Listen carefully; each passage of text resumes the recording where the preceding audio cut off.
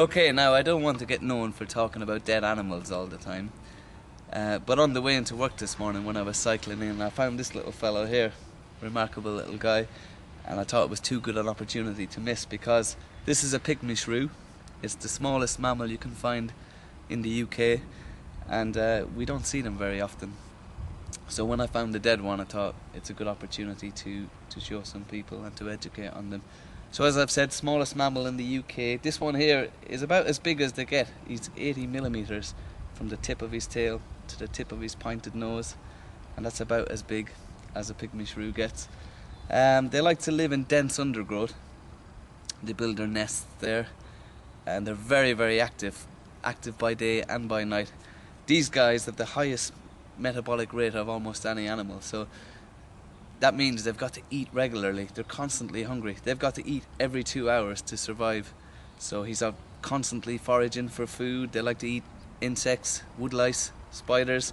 So even during the night he's busy every couple of hours running out looking for his food. You might be lucky enough to spot one scurrying past sometimes. They don't hibernate because they're too small and they can't store enough fat reserves. So even during the harsh cold winter weather, they've got to remain extremely active.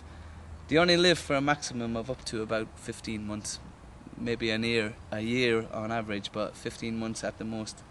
But in that time, they can have up to 5 litters of babies, so that's quite remarkable for such a short-lived life.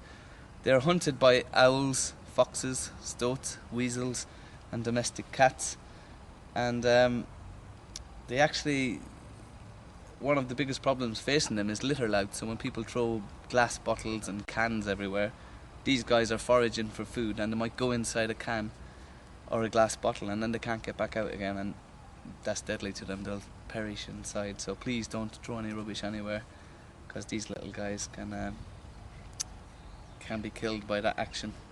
So once again, this is our Pygmy Shrew.